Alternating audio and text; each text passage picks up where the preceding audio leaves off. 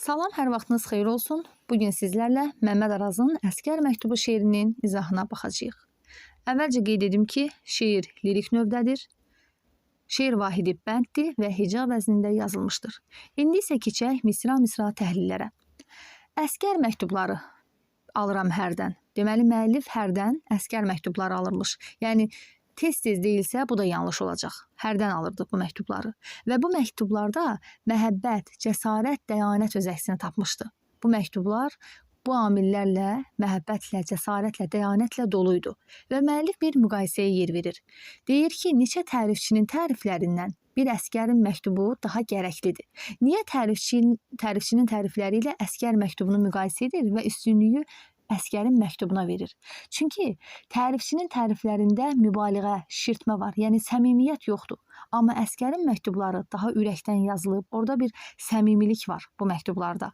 Deməli, səmimiyyətsiz təriflərə qarşılıq əsgərin səmimi məktubları daha gərəklidir müəllif üçün.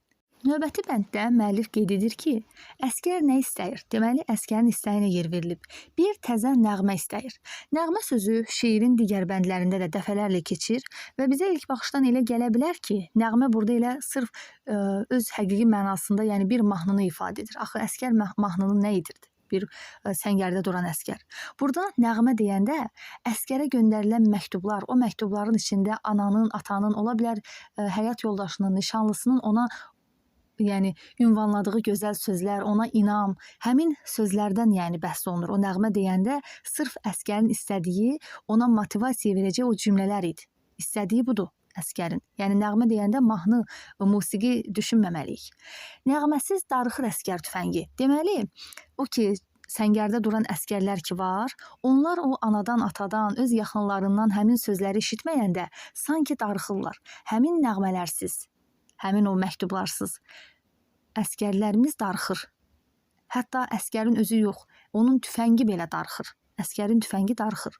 Bir əsgər qəlbində qopan zümzümə bir vətəndaşını istəyəcəkdir. Deməli, o ailəsindən gələn gözəl sözləri, məktubları oxuyan əsgərlər, içi daha da fərəhlənir bu əsgərlərin, vətəni daha da inamla, daha da şücaətlə qorumağa həvəslənirlər və onların deyir o qəlbindən qopan zümzümə, o zümzümə də deyərkən bir həvəs, bir coşğunluq vətənin daşını isitməyə başlayır. Yəni vətəni daha da inamla qorumağa onlarda bir ürəklərində bir həvəs yaranır, hiss yaranır ki, vətən daha da həvəslə qorunmalıdır. Bir əsgər yazır ki, sərhədçiyəm mən. Deməli, bir əsgərin yazdığından danışır müəllif. Sərhədçi olan bir əsgərdir. Əlində tüfəngdir həmin əsgərin və dilində də şeirdir. Həmin əsgər qeyd edir ki, inamla, qeyrətlə qorunur vətən. İnam, qeyrət olmasa, silahlar lalkardır deyir. Silahın lalkar olmağı metafor nümunəsi yaradıb burada. Yəni, lallıq, karlıq insana məxsus olan əlamətdir, silahın üstünə köçürülüb. Belə də yadda saxlaya bilərsiniz və yaxud da isim üstə gəl, sifət sxemini də görəndə metafor kimi götürürsünüz bunu. İsim üstə gəl, isim isə bu artıq təşbih yaradır. Məsələn, qısa haşiyəyə çıxım. Sözü şirindir deyə bilərik, bir də sözü şəkərdir deyə bilərik. Sözü şəkərdir, isim üstəgəl isim sxemidir və bu təşbihdir. Sözü şirindir deyəndə isə şirin bir əlamətdir. Hansısa bir şirniyyata, şirin nəyəsə məxsus olan bir əlamətdir. O köçürülüb sözün üstünə. Deməli, əlamət olmağından əlavə isim üstəgəl sifət sxemi olduğu üçün biz ona metafor deyəcəyik. Bir nəğmə əsgərin dodaqlarında, yəni ailədən gələn o gözəl sözlər, həmin əsgərin dodaqlarında sərhəd küləyinə həmsöhbət olar. Deməli, səngərdə dururlar əsgərlər, yəni müxtəlif ara məsafəsi vardı onlar arasında müəyyən qədər. Tək dururlar. Onlar sanki həmin vaxt sərhəddə dayananda küləklə həmsöhbət olmuş olurlar. Və tək dayanan, səngərdə cəbhə xəttində tək dayanan, küləyin əsdiyi bir məkanda duran əsgər üçün nə müəyyən qədər həvəs yarada bilər, ailənin ona inamı. Deyir, həmin o nəğmələr əsgərin dodağında sərhəd küləyi ilə sanki həmsöhbət olmaq olan bir mövzulardır. Sanki onları düşünür, bu vaxt onları təkrarladıqca, ürəyində, beynində həmin cümlələri əsgər fikrindən keçirdikcə küləklə həmsöhbət olurmuş həmin vaxt. Bir nəğmə əsgərin barmaqlarında, həmin o gözəl cümlələr, yəni tətiyə söykənən cəsarət olar. Yenə də, baxın, müəyyən qədər eyni digər yuxarıdakı bənddə bu fikir öz əksini tapır. Yəni, həmin nəğmələri, həmin məktubları oxuyan əsgərin barmaqları daha da cəsarətli şəkildə tətiyə söykənir. Çünki ona inanan insanlar var arxada, arxa cəbhədə. Əskər məktubunda torpaq göyərir, meşələr uzanır üfüqlərəcən. Axı, torpağın göyərməni də burada necə başa düşə bilərik? Yəni, əskərindən, öz oğlundan, nişanlısından, yəni əskəri var da kimisə tutaq ki, ondan məktub alan bir adam üçün hər şey sanki göyərmiş, canlanmış hesab olunur. Ona görə də əskərin məktubunda torpaq göyərir, hər şey canlanır, yenilənir hər şey. Meşələr uzanır üfüqlərəcən. Əskər məktubunda bir dağ göyərir və bu dağın ətəyi də vətəndir, zirvəsi də vətəndir. Ətəyi də, zirvəsi də. Növbəti bəndə baxırıq. Əskər məktubunda quş səksəkəsi və əskər məktubunda qaya təmkini. Bunların da çox gözəl mənası var. Əskər məktubunda quş səksəkəsi nə deməkdir? Yəni, ailəsindən bir məktub olan əskərin qəlbində müəyyən qədər bir narahatlıq olur. Necə narahatlıq? Heç bir ailə üzvü əskərə məktub yazanda ailədə problem və yaxud da nəsə bir xoşagəlməz nəsə baş veribsə, onu heç vaxt məktuba yazmır. Çünki əskər qəriblikdədir, əskər uzaqdadır onlardan. Onu narahat etməmək üçün heç nəyi yazmırlar ora. Ancaq xoş nələrsə yazmağa çalışırlar. Buna görə də əskərə ünvanlanan məktublarda və eləcə də əskərdən gələn məktublarda bir quş səksəkəsi olur. Yəni, yazıla bildiyi halda yazılmayan o narazılıqlar, narahatlıqlar, onları heç vaxt nə əskər yazmır, nə də onların ailə üzvləri.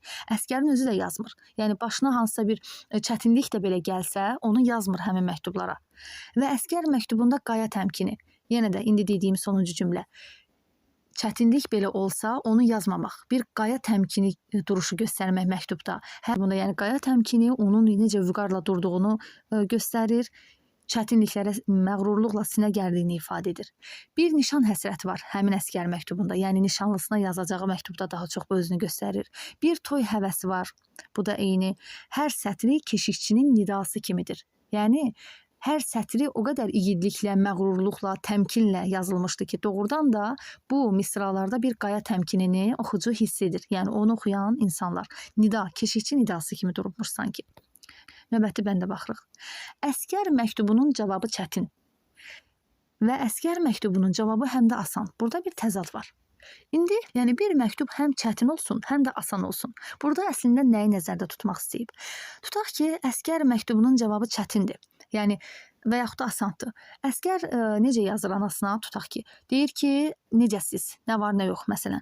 O necəsiz sualının cavabı əslində çox rahatdır. Cavab vermək, yaxşıyıq, hər şey yaxşıdır deyə bilirsən, yəni rahat şəkildə. Amma həm də ona görə çətindir ki, sən ola bilər pis olduğun halda o cümləni yazırsan.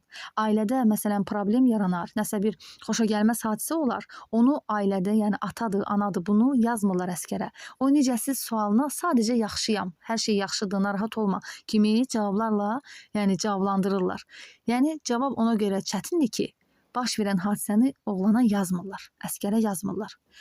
Yetişməz əskərə söz məhəbbəti. Yetişməz sözlərin əskər olmasa. Əskərə o vaxt sözlərimiz, məktublarımız, düşüncələrimiz yetişər ki, sözlərimiz gərək əskər olsun. Sözün özü belə əskər olanda əskərə yetişir. Bundan qabaq əskərə məktub layihəsi var idi. Yəni, cəbhədə duran əskərlərimizə məktublar ünvanlayırdı şagirdlər.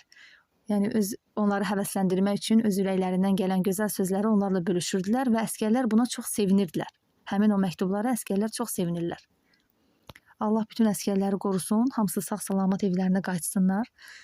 Deməli, bunları qeyd edək indi. Əskər məktubları məhəbbət, cəsarət, dəyanət dolu olur. Yuxarıda qeyd etmişik. Müqayisəyə yer verildiyini dedik. Tərifçinin təriflərindən əskər məktubu gərəklidir və bunu da açıqladım ki, nəyə görə gərəklidir. Əskər nə istəyir? Bir təzə nəğmə. Və burada bədii sual işləməyib, çünki o sualın cavabı var. Əskərin nə istədiyi əsərdə məlum olur. Yəni, bir təzə nəğmə istəyilmiş.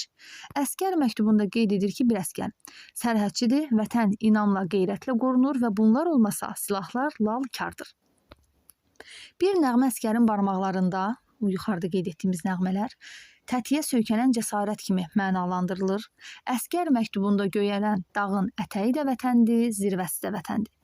Əskər məktubunda qaya təmkini var, quş səksəkəsi var, nişan həsrəti var, toy həvəsi var. Əskər məktubunun cavabı asandır, həm də çətindir, izahını da verdim. Şeirdə sülhə çağırış əsas ideyanı təşkil edir fikri yanlışdır. Ümumiyyətlə, burada o məzmunda heç nə yoxdur. Sadəcə əskər məktublarının tərənnümü öz əksini tapıb. Vətən yolunda şəhid olanlarla bağlı məqamlara yer verilməyib. Əskər məktubları yalançı təriflərdən uzaq olur, mərdlik dəyanət aşılayır. Müəllif əskər məktublarını ürək ağrısı ilə qarşılamır. Bəli, əksinə çox sevinir. Şeirdə şair təkcə ürəyinin səsini misralara köçürməyib. Əskərin hiss və düşüncələrinə də yer verilib. Baxın, elə burada var ki, əskər qeyd edir ki, inamla, qeyrətlə vətən qorunur, bunlarsız silahlar lal-kardır deyir. Ümid edirəm ki, təhlil sizlər üçün faydalı olacaq. Dinlədiyinizə görə təşəkkür edirəm. Sizinlə mən idim, Aytaç müəllimə. Sağ olun.